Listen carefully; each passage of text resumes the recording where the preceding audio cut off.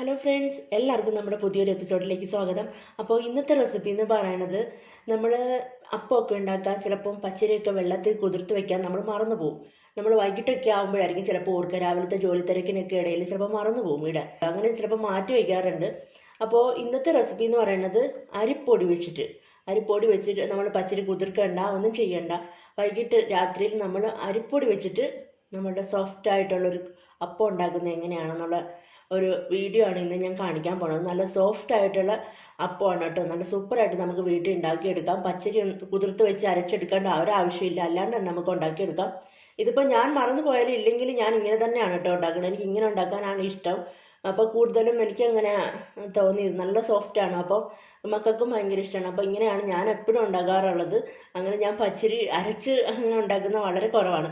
അപ്പോൾ നമുക്ക് വീഡിയോയിലേക്ക് പോവാം. അപ്പോൾ നമ്മുടെ അപ്പം ഉണ്ടാക്കാൻ വേണ്ടിയിട്ട് ഞാനിപ്പോൾ എടുത്തിരിക്കുന്നത് 3 കപ്പ് അരിപ്പൊടിയാണ് കേട്ടോ. അരിപ്പൊടി എന്ന് വെച്ചാൽ റൈസ് ഫ്ലോർ, നമ്മുടെ പുട്ടുപൊടിയല്ല, സോഫ്റ്റ് ആയിട്ടുള്ള പൊടിയാണ്.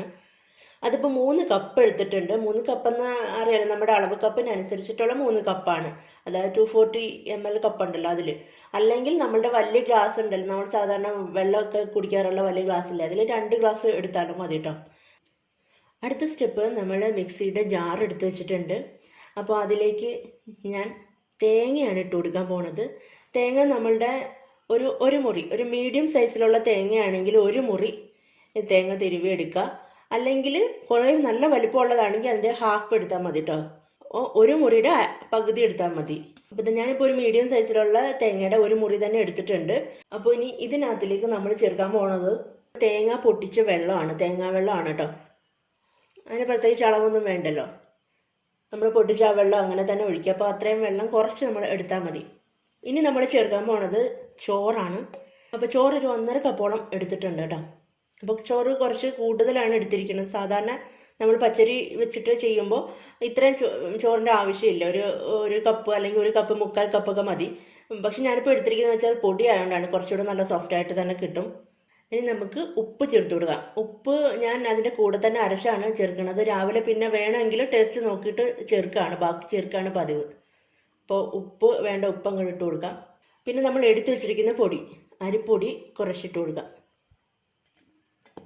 അപ്പോൾ ഞാൻ ഒരു 3/4 ഭാഗത്തോളം അരിപ്പൊടി ഇതിനകത്ത് ഇട്ടിട്ടുണ്ട്. അപ്പം അരച്ചെടുക്കേണ്ട ആവശ്യമൊന്നുമില്ല കേട്ടോ, പൊടി അരച്ചേണ്ട ആവശ്യമൊന്നുമില്ല. എന്നാലും ഒന്ന് നന്നായിട്ട് മിക്സ് ആയിട്ടിരുന്നോട്ടെന്ന് വെച്ചിട്ടാണ് ആ തേങ്ങേൻ്റെ കൂടെ ഇട്ടൊന്ന് അരച്ചെടുക്കുന്നത്. ഇനി നമ്മൾ ചേർക്കാൻ പോകുന്നത് 1/4 ടീസ്പൂൺ ഈസ്റ്റാണ്. ഇത് ഇൻസ്റ്റൻറ്റ് ഈസ്റ്റാണ് കേട്ടോ. അപ്പോൾ തന്നെ നമുക്ക് ചേർക്കാൻ പറ്റുന്നതാണ്. അല്ലാത്ത ഈസ്റ്റ് ആണെങ്കിൽ നമ്മൾ നേരത്തെ ശകലം ചൂടുവെള്ളത്തിൽ ഇട്ട് വെച്ചേക്കണം. അപ്പം നല്ല അലിഞ്ഞ് വരുള്ളൂ. അപ്പോൾ ഇത് ഇൻസ്റ്റൻ്റായിട്ട് ഉപയോഗിക്കാവുന്നതാണ്, അതുകൊണ്ട് അങ്ങനെ തന്നെ ഇടാണ്. 1/4 ടീസ്പൂണാണ് കേട്ടോ. അപ്പോൾ ഇനി നമുക്ക് വെള്ളം ചേർത്ത് കൊടുക്കാം. വെള്ളം ചേർത്ത് കൊടുക്കുമ്പോൾ ശ്രദ്ധിച്ച് ഒഴിച്ചു കൊടുക്കണം. എന്നിട്ട് എല്ലാം കൂടി ഒന്ന് മിക്സ് ചെയ്ത് കൊടുക്കണം. അപ്പോൾ 1 കപ്പാണ് കേട്ടോ ചേർത്തത്, കാരണം ഒരുപാട് കൂടി പോവരുത്.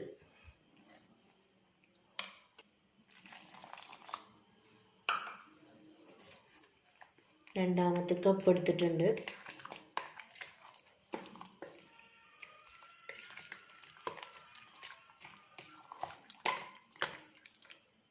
അപ്പോൾ ഞാൻ ആ ബാക്കി പൊടിയും കൂടി ഇതിനകത്തിലേക്ക് ഇട്ട് കൊടുക്കാൻ പോവാണ് കേട്ടോ. അപ്പം ഒന്ന് മിക്സ് ചെയ്തപ്പം ഒന്ന് താന്നിട്ടുണ്ടല്ലോ.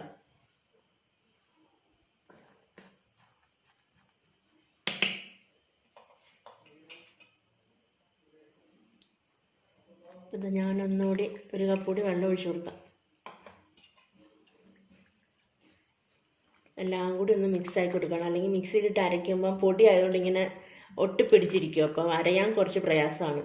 അപ്പം ഒന്ന് ഇളക്കി കൊടുക്കാം.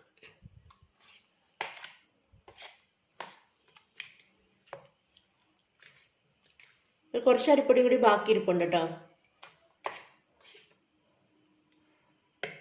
അപ്പോൾ ഇതൊരു മിക്സ് പരുവായിട്ടുണ്ട്. അപ്പോൾ ഇത് ഞാനൊന്ന് നന്നായിട്ട് അരച്ചുകൊണ്ട് വരാം. ഞാനൊന്ന് അരച്ചെടുത്തിട്ടുണ്ട്. എല്ലാം ഒന്ന് ജസ്റ്റ് ഒന്ന് മിക്സ് ആയിട്ടുണ്ട്. ഒരു ശകലം കൂടി നമുക്ക് നന്നായിട്ട് അരയ്ക്കണം. അപ്പം ഞാൻ വിചാരിച്ചു ബാക്കി പൊടിയും കൂടി ഇതിനകത്തിലിട്ട് ഒരുമിച്ചങ്ങ് അരച്ചെടുക്കാം. ഞാൻ പൊടിയെല്ലാം ചേർത്ത് കൊടുത്തിട്ടുണ്ട്. അപ്പോൾ ഒന്നുകൂടെ നമുക്കൊന്ന് മിക്സ് ചെയ്ത് നോക്കാം, വെള്ളം ഉണ്ടോ എന്ന് അറിയണ്ടേ. ഞാനിപ്പോൾ ആദ്യമേ 3 കപ്പ് വെള്ളമാണ് കേട്ടോ ചേർത്തത്. അപ്പോൾ നിങ്ങൾ ചേർക്കുമ്പോൾ അത് ഒരുമിച്ച് എടുത്ത് ഒഴിച്ച് പിന്നെ കുളമായി പോവരുത്. അപ്പോൾ കുറേശ്ശെ ഓരോ കപ്പ് വീതം ചേർത്തിട്ട് നോക്കണം. കപ്പ് വെള്ളം കൂടി ഒഴിച്ചു കൊടുത്തിട്ടുണ്ട്. അപ്പോൾ ഇനി നന്നായിട്ടൊന്ന് മിക്സ് ചെയ്യാം.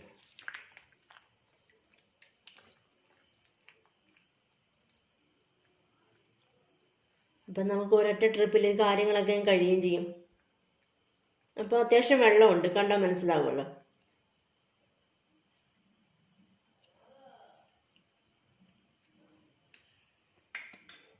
അപ്പോൾ ഇനി ഇത് നന്നായിട്ട് അരച്ചെടുക്കാം. അപ്പോൾ ഇത് ഞാൻ നന്നായിട്ട് അരച്ചെടുത്തിട്ടുണ്ട് കേട്ടോ, കണ്ടില്ലേ? ഈ ഒരു കൺസിസ്റ്റൻസിയിൽ വേണം നമുക്ക് കിട്ടാൻ. അതായത് ദോശമാവിൻ്റെ പരുവമല്ല, അതിനേക്കാൾ ഒരു ഇത്തിരി കൂടി കുറുകിയിരിക്കണം. ആ ഒരു തിക്നെസ് കണ്ടില്ലേ, അതങ്ങോട്ട് വീഴുമ്പോൾ കണ്ടില്ലേ, ഒരു ഇത്തിരി കട്ടിയായിട്ടല്ലേ വീഴും. വെള്ളം ചേർക്കുമ്പോൾ അത് ശ്രദ്ധിച്ച് വേണം ചേർക്കാൻ. ഒരുമിച്ച് വെള്ളം എടുത്ത് ഒഴിക്കരുത്. പാത്രത്തിലേക്ക് മാറ്റുമ്പോൾ ശ്രദ്ധിക്കുക, നമ്മളിത് പൊങ്ങി അങ്ങോട്ട് വരുമ്പോൾ അതിന് പറ്റിയൊരു ചരുവോ അല്ലെങ്കിൽ കലം അങ്ങനെയുള്ള സാധനങ്ങൾ പാത്രത്തിൽ വേണം കേട്ടോ ഒഴിച്ചു വയ്ക്കാൻ. കാരണം നന്നായിട്ട് പൊളിച്ച് പൊങ്ങുമ്പോൾ അതിനുള്ളൊരു സ്പേസ് വേണം. ഇനി അവസാനത്തെ കാര്യം എന്ന് വെച്ചാൽ, എന്താണ് ഇതിൻ്റെ ഗുട്ടൻസ് എന്ന് എനിക്കറിയില്ല, പക്ഷേ എനിക്ക് അനുഭവമുള്ളൊരു കാര്യമാണ്, കൈകൊണ്ട് മിക്സ് ചെയ്യുമ്പോഴാണ് കറക്റ്റ് ആ ഒരു ടെക്സ്ചർ കിട്ടുക കേട്ടോ. അപ്പത്തിനായാലും ദോശയ്ക്കായാലും കൈകൊണ്ട് മിക്സ് ചെയ്ത് വെച്ചാലേ ഒരു എന്താ പറയുക നല്ലതായിട്ട് എനിക്ക് കിട്ടിയിട്ടുള്ളൂ. ഞാനല്ലാതെ സ്പൂൺ കൊണ്ട് കലക്കി വെച്ചിട്ട് എനിക്ക് ആ ഒരു ടെക്സ്ചറിൽ വന്നിട്ടില്ല കേട്ടോ. എന്താണ് ഗുട്ടൻസ് എന്ന് എനിക്കറിയില്ല, അതുകൊണ്ട് ഞാൻ കൈകൊണ്ട് കലക്കിയിട്ടാണ് അടച്ച് വയ്ക്കാറുള്ളത്. കണ്ടില്ലേ, ഈ ഒരു ടെക്സ്ചറിൽ വേണം നമ്മൾ അപ്പത്തിന് മാവ് തയ്യാറാക്കാൻ. പെർഫെക്റ്റ് അളവാണ്. അപ്പോൾ അത് നന്നായിട്ട് മിക്സ് ചെയ്ത് കൊടുത്തിട്ടുണ്ട്. അപ്പോൾ ഇനി അടച്ചു വയ്ക്കാൻ പോവാണ്. അപ്പോൾ നാളെ രാവിലെയാണ് ഇനി എടുക്കാൻ പോകുന്നത്. എനിക്ക് തോന്നുന്നൊരു 7-8 മണിക്കൂർ ഇരിക്കുന്നതായിരിക്കും നന്നായിട്ട് പൊളിച്ച് കിട്ടും. അപ്പോൾ രാത്രിയിലാണ് ഞാനിപ്പോൾ അരച്ചു വയ്ക്കുന്നത്. അപ്പോൾ ഇനി നാളെ രാവിലെ നമുക്ക് നോക്കാം. അപ്പോൾ ഇതാ രാവിലെ ആയിട്ടുണ്ട് കേട്ടോ. അപ്പം രാവിലെ നല്ല തണുപ്പാണ് കേട്ടോ, അതുകൊണ്ട് തൊണ്ടയൊക്കെ അടച്ചിരിക്കുക. അപ്പം നമ്മുടെ അപ്പത്തിൻ്റെ മാവ് എങ്ങനെയാണെന്ന് നമുക്കൊന്ന് തുറന്നു നോക്കാം.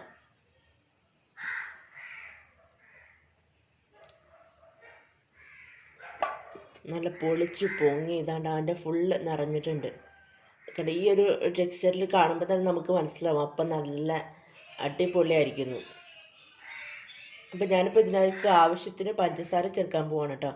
പഞ്ചസാര ചേർത്തിട്ട് ടേസ്റ്റ് നോക്കണം, ഉപ്പ് കറക്റ്റാണോ എന്നറിയാൻ ഒന്നുകൂടെ നോക്കാം. അപ്പോൾ ആദ്യം നമുക്ക് പഞ്ചസാര ചേർത്ത് കൊടുക്കാം. അപ്പോൾ നിങ്ങളുടെ ഇഷ്ടത്തിന് ചേർക്കണം കേട്ടോ.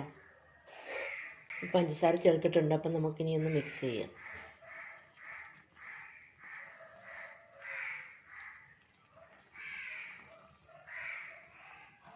അല്ല, നല്ല പതഞ്ഞിരിക്കുന്നുണ്ട്. ഇങ്ങനത്തെ ടെക്സ്ചർ കാണുമ്പോൾ തന്നെ നമുക്ക് മനസ്സിലാവും നല്ല അപ്പമായിരിക്കും കിട്ടണേ. നല്ല പതയായിട്ടിരിപ്പുണ്ട്. അപ്പം നന്നായിട്ട് മിക്സ് ചെയ്ത് കൊടുക്കുക. നമ്മുടെ പഞ്ചസാരയൊക്കെ അരിയുന്നത് വരെ നന്നായിട്ട് മിക്സ് ചെയ്യണം. ഇനി ഉപ്പുണ്ടോയെന്നൊന്ന് ചെക്ക് ചെയ്യാം. അപ്പോൾ ഒരു ശകലം കൂടി വേണം.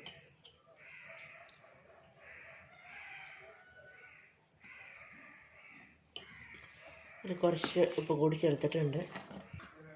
അപ്പോൾ ഇത് നന്നായിട്ട് മിക്സ് ചെയ്ത് കൊടുത്തിട്ടുണ്ട്. അപ്പോൾ അങ്ങനെ തന്നെ ഇരിക്കട്ടെ. നമ്മൾ ആദ്യം രാവിലെ എഴുന്നേൽക്കുമ്പോൾ ആദ്യം ഇത് ചെയ്ത് കൊടുക്കണം കേട്ടോ. നന്നായിട്ട് പുളിച്ച് കഴിഞ്ഞെങ്കിൽ നമ്മൾ പഞ്ചസാര ഉപ്പും ചേർത്ത് കൊടുക്കുക. നന്നായിട്ട് മിക്സ് ചെയ്തിട്ട് നമുക്കിനി ക്ലോസ് ചെയ്ത് കൊടുക്കാം. ഇനിയിപ്പോൾ അങ്ങനെ തന്നെ ഇരിക്കട്ടെ, ഒരു 10, 15, 20 മിനിറ്റോളം അങ്ങനെ തന്നെ ഇരിക്കട്ടെ.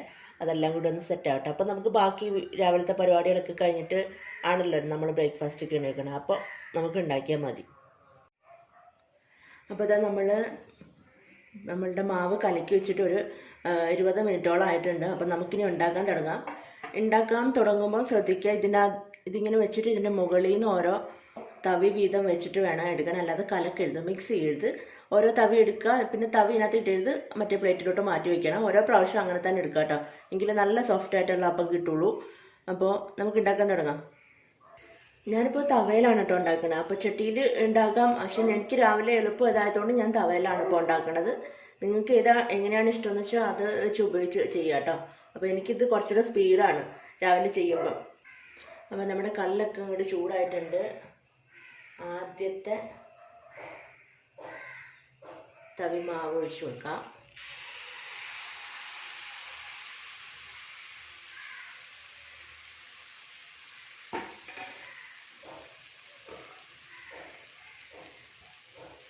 അപ്പോൾ ഒരു കുമ്പളയൊക്കെ വരുന്നുണ്ട്. ആ ടൈമിൽ നമുക്ക് അങ്ങോട്ട് അടച്ചു വെച്ച് കൊടുക്കാം. അപ്പം നമുക്ക് ഓപ്പൺ ചെയ്ത് നോക്കാം. ഇതാ നല്ല അടിപൊളിയായിട്ട് പൊങ്ങി വന്ന അപ്പോൾ ഇവിടെ റെഡി ആയിട്ടുണ്ട്. കണ്ടില്ലേ, നല്ല സോഫ്റ്റ് അപ്പം. ഇപ്പം പോയേനെ താഴോട്ട്.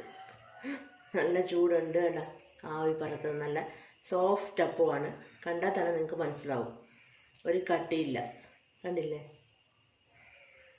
അപ്പം നമുക്ക് ബാക്കി ഇതുപോലെ ഉണ്ടാക്കിയെടുക്കാം.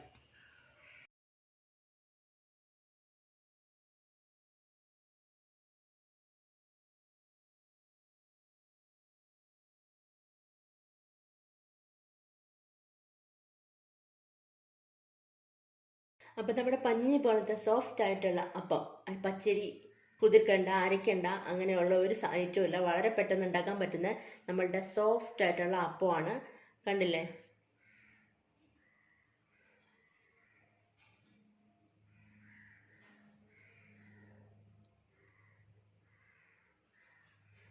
ഇത് ഞാനിപ്പോൾ തവയിൽ ഉണ്ടാക്കിയെന്നേ ഉള്ളൂ. അപ്പോൾ അപ്പച്ചട്ടി ഉള്ളവർ അപ്പച്ചട്ടിയിൽ ഉണ്ടാക്കുക. കാരണം തവയിൽ ഉണ്ടാക്കുമ്പോൾ കുറച്ച് നല്ല സ്പീഡിൽ ഉണ്ടാക്കാൻ പറ്റും. രാവിലെയൊക്കെ അതാണ് എനിക്ക് സൗകര്യം, അതാണ്. അതുകൊണ്ടാണ് ഞാൻ തവയിൽ ഉണ്ടാക്കുന്നത്. അപ്പോൾ മക്കൾക്ക് കൂടുതൽ ഇഷ്ടം ഇങ്ങനെ ഉണ്ടാക്കുന്ന അപ്പമാണ്. അപ്പോൾ നിങ്ങളെല്ലാവരും ട്രൈ ചെയ്ത് നോക്കണം കേട്ടോ. വളരെ സോഫ്റ്റാണ്. ഇത് നമ്മൾ അരിപ്പൊടി കൊണ്ട് ഉണ്ടാക്കിയ അപ്പമാണെന്ന് ഒരു കാരണവശാലും പറയില്ല. അത്ര പെർഫെക്റ്റ് അപ്പമാണ്. അപ്പോൾ നിങ്ങൾ ഇതേ റെസിപ്പി ഒന്ന് ഫോളോ ചെയ്ത് ഉണ്ടാക്കി നോക്കുക. അപ്പോൾ നിങ്ങൾക്ക് സൂപ്പറായിട്ട് നല്ല എളുപ്പത്തിൽ അപ്പം ഉണ്ടാക്കാൻ പറ്റും. അത് അരി കുതിർക്കാൻ മറന്നു പോയാലും വലിയ പ്രശ്നമൊന്നുമില്ല. വളരെ സിമ്പിളായിട്ട് നമുക്ക് അതിലും പെർഫെക്റ്റ് ആയിട്ട് നമുക്ക് അപ്പം ഉണ്ടാക്കിയെടുക്കാൻ പറ്റും. അപ്പോൾ എല്ലാവരും ട്രൈ ചെയ്ത് നോക്കുക കേട്ടോ. അപ്പോൾ ഇനി അടുത്ത നല്ലൊരു റെസിപ്പി ആയിട്ട് നല്ലൊരു വ്ളോഗായിട്ട് വീണ്ടും കാണാം. ബൈ. Thank you.